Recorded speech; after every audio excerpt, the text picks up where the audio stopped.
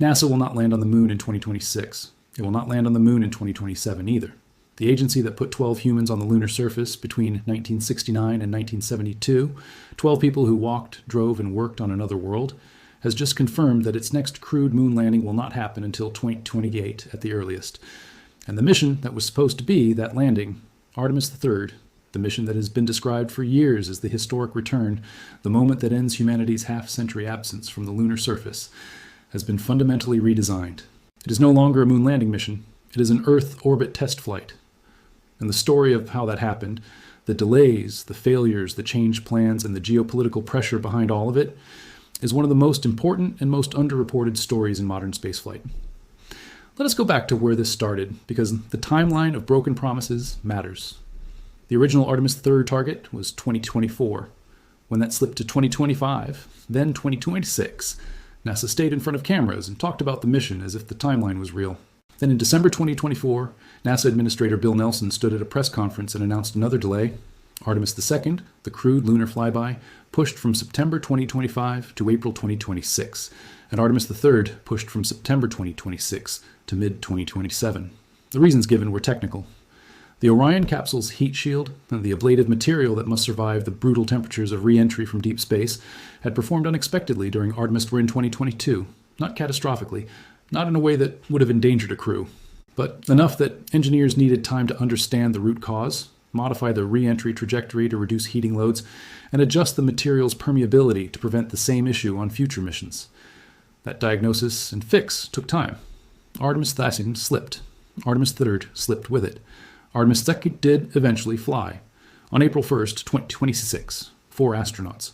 Commander Reed Wiseman, pilot Victor Glover, mission specialist Christina Koch, Canadian Space Agency astronaut Jeremy Hansen. They flew around the moon and came home. But it was a genuine triumph. The first time humans had traveled beyond low Earth orbit since Apollo 17 in December 1972. The plan announced in February 2026 and confirmed by Isaacman before the House Artemis III will now launch in late 2027, rendezvous with one or both of the commercial human landing system vehicles in low Earth orbit, test docking operations between the Orion capsule and the landers, evaluate the new Axiom extravehicular mobility unit spacesuits in microgravity, and return to Earth. No moon landing, no South Pole, no geological samples from permanently shadowed craters, an Earth orbit test flight. Comparable, as NASA itself acknowledges, to Apollo 9, the 1969 mission that tested the lunar module in Earth orbit without going to the moon. Apollo 9 was followed by Apollo 10, then Apollo 11, then 12 human beings walked on the moon. The parallel NASA is drawing is intentional. Artemis III is now the validation step. Artemis IV in 2028 is now the landing. The reason Isaacman gave before Congress is the most direct and honest explanation NASA has publicly offered for any Artemis delay.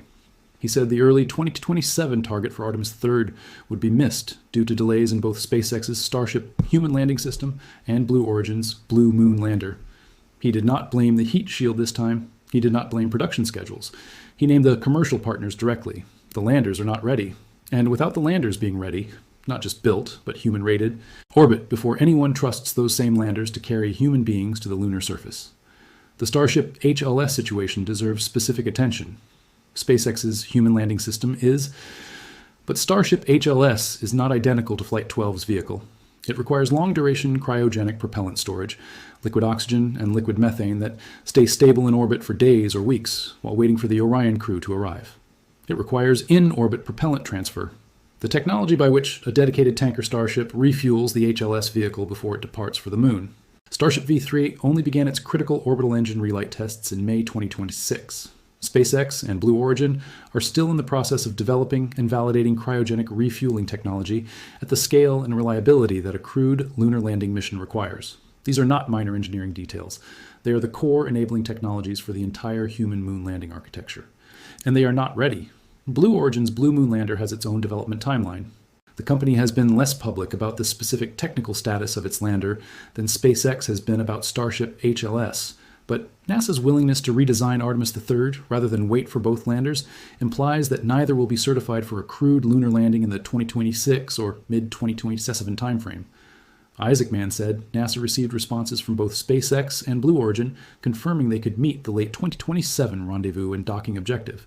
That is a different and much lower bar than meeting a crewed lunar landing certification. rendezvous, and docking in Earth orbit. The technology that a mission was supposed to demonstrate on the surface of the Moon will instead be demonstrated 460 kilometers above the surface of Earth. Now here is where the question in this video's title becomes genuinely pressing. Is NASA's moon landing dream falling apart? The honest answer requires separating what has changed from what has not. What has changed is the timeline and the mission profile of Artemis III. That is real. A mission that was supposed to land humans on the Moon in 2027 will instead test docking hardware in Earth orbit. That is a significant step backward from what was promised, and the history of Artemis delays makes every new target date harder to believe without skepticism. The mission was supposed to land in 2024, then 2025, then late 2026, then mid-2027, now late 2027 for an Earth orbit test, with 2028 as the new target for an actual landing. Each time the target moves, the program's credibility takes a hit. Each time a new explanation is offered, the public and the Congress must decide whether this time the plan is real. What has not changed is equally important to state. The physical hardware for Artemis III is being built. The SLS core stage for Artemis III, the massive central structure of the Space Launch System rocket, was rolled out of NASA's loaded onto the Pegasus barge and delivered to Kennedy Space Center on April 28th. The Orion capsule is in production with an internal readiness date of January 2028. And NASA and Lockheed Martin have taken steps to accelerate that schedule to support the late 2027 launch target. The hardware exists, the manufacturing is happening, the launch site infrastructure is being prepared. Artemis III will launch. The question is what it will do when it gets there, and when the mission that actually lands on the Moon will follow. The Axiom-U spacesuit, the new lunar surface suit that will be worn by the astronauts who walk on the Moon, is in active development. As of April 2026, Axiom confirmed it is working toward a test flight of the Axiom-U in 2027, with the question of whether those tests happen on Artemis III or on the International Space Station still being decided. The suit has passed internal reviews and underwater mobility testing at the Neutral Buoyancy Laboratory. It is moving forward, slowly by the original timeline's standards, but measurably. The geopolitical pressure behind all of this is also real, and it is the factor that makes the delay more than just a scheduling inconvenience. China has its own crewed lunar program. The International Lunar Research Station, developed with Russia and a coalition of partner nations, is targeting a crewed presence on the Moon in the early 2030s, with uncrewed precursor missions arriving in the late 2020s. Chang'e 7, China's South Pole Survey mission, is heading to the same region of the Moon that NASA is targeting for the Artemis landing. Chang'e 8 in 2029 will test in-situ resource utilization on the lunar surface. These are not distant plans. They are operational programs with hardware in production. The margin by which the United States arrives at the South Pole ahead of China is not wide. And every year that the Artemis landing slips is a year that China narrows or eliminates that margin. The day after Artemis II's crew visited the Oval Office. Achievable plan now and is back in the business of launching moon rockets with frequency. Note the framing. Achievable plan. Frequency, not certainty, not on schedule. Achievable if everything goes right for 2028.